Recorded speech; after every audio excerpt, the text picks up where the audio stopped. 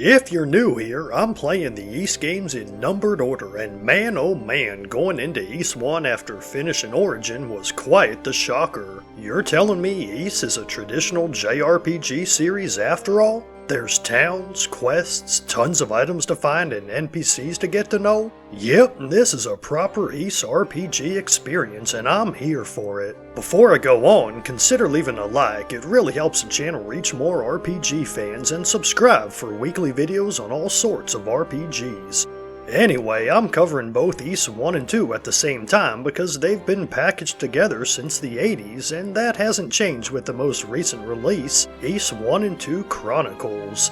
I played the PSP version, but it's also on Windows, iOS, and Android, and several consoles in one form or another.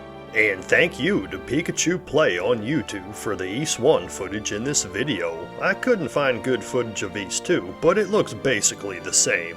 As usual when diving into a remake, for comparison I checked out a playthrough of the original version, first released for the Japanese PC 8801 way back in 1987, and Chronicles is surprisingly faithful to the OGs. As far as I can tell, these are nearly the exact same games with only a few layout changes to towns and the overworld, plus visual and audio updates including hand-drawn, anime-style character portraits, beautiful quasi-3D sprite-based art, and a redone rockin' soundtrack. The complete package fits my ideal formula for a remake. It doesn't gimp the difficulty, doesn't tinker with the mechanics, and doesn't try to fix what some may consider problems or update anything else. It presents the first two games in a nicer package, and that's it. If you've played Chronicles, you've essentially played Ys 1 and 2, and there's not much reason to visit the originals except for historical curiosity.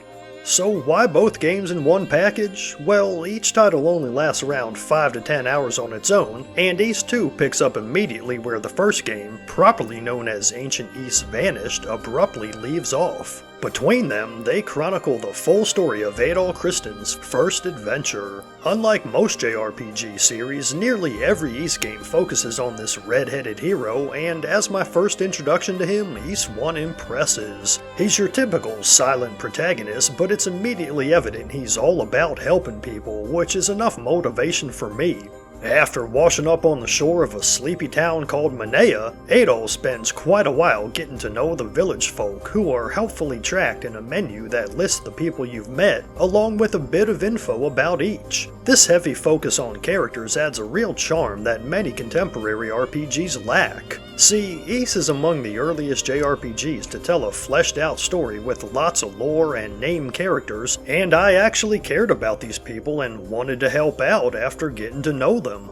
Towns are large and well realized, complete with farm animals, shops, and each citizen having a realistic job for the world they're in.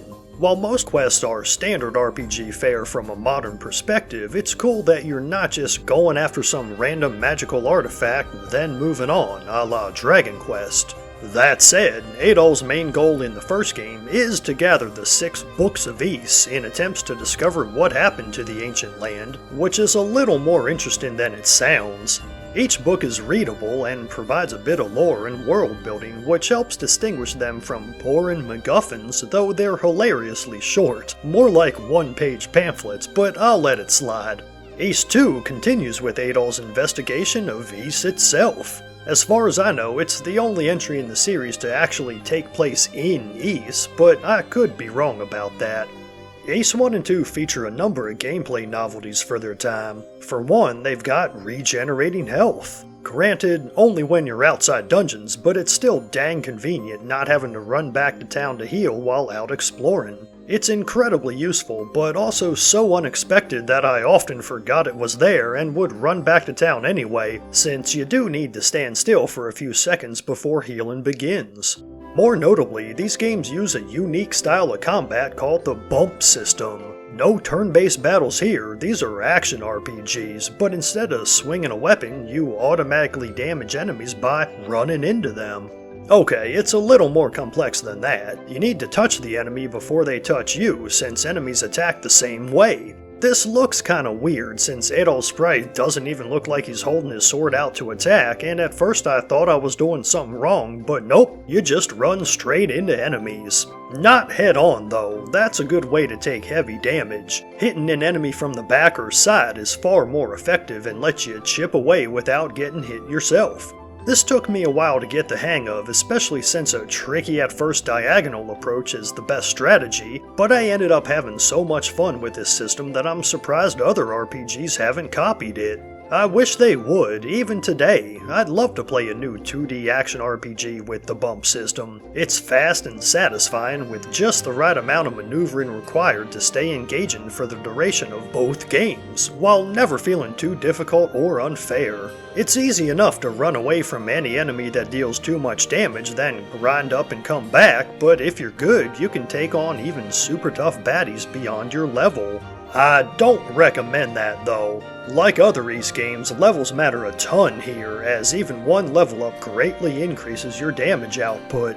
That's especially true in Ys I, which has a max level of 10. That's right, 10! You can only get so far before enemies become enormous damage sponges that take forever to dispatch at your current level, but when playing at a reasonable pace, there's rarely a need to grind. If enemies are taking forever to kill, you're probably in the wrong area. In fact, with the way experience works, you'll hit level 10 well before the end and play for a few hours without having to worry about killing enemies at all. At max level, there's no reason to fight unless enemies are in your way, which admittedly happens a lot, especially in the corridor-filled last few dungeons. Regular enemies, though, even at their toughest, rarely pose much challenge. The difficulty of both the Ys 1 and 2 lies in their boss battles, and oh boy, some of them are grueling. I'm not the best at action games in the first place, but I don't think I've ever struggled as much as I did on Ys 1's final boss, which feels more like a bullet hell stage with how much you need to dodge screen-filling attacks and an increasing number of holes in the ground.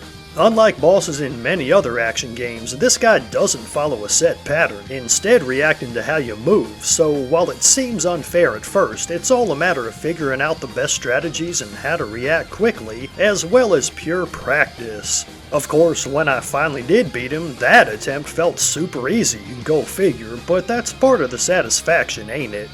Other bosses, while not nearly as hard, offer plenty of challenge, and Adol even gets magic spells in the second game to give him some range, a godsend in a few fights.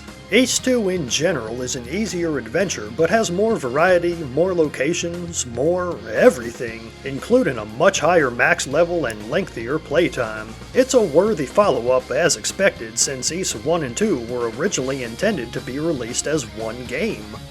Despite loving everything about these classics, my favorite part has got to be the music. It's hands down one of the best game soundtracks I've heard, and I don't think I've ever said that in a video before except for Final Fantasy VII. Seriously, even if you don't plan to play Ys 1 and 2, go check out the Chronicles version's OST on YouTube. This is the only series I know of that leans hard into metal riffs to jostle your adrenaline and get you pumped to kick monster ass. While the original version soundtracks had to get by with chiptune synth sounds, they've got the same spirit and rock pretty hard in their own right, even though they lack actual guitars. But with modern production, storage space, and real instruments, Yuzo Koshiro's metal, rock, and jazz fusion ambitions come out in full force.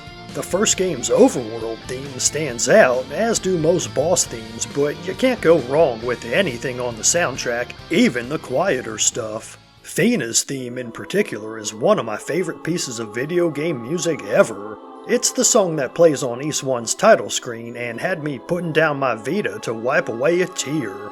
Okay, not really, but it made me want to be the crying type so that I could do so.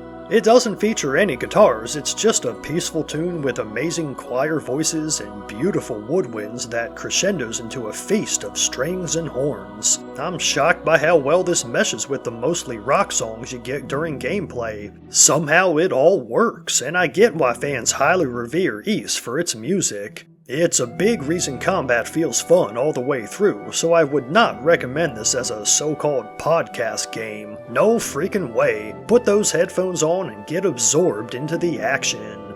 Finally, I want to say I'm thrilled by how Ys has gotten more visibility and popularity in recent years. The hubbub around Ys 8 is what got me interested in checking out the series, and I'm glad I did. It's a refreshing change up from the mostly standard JRPGs I typically play, and I went ahead and bought most of the games after playing 1 and 2. In fact, I've already finished Oath and Felghana, so expect a video on that one soon. Thanks for watching. Leave a like for that algorithm, subscribe for weekly videos on all sorts of RPGs, let me know in the comments what you thought of Ys 1 and 2, and have a blessed day.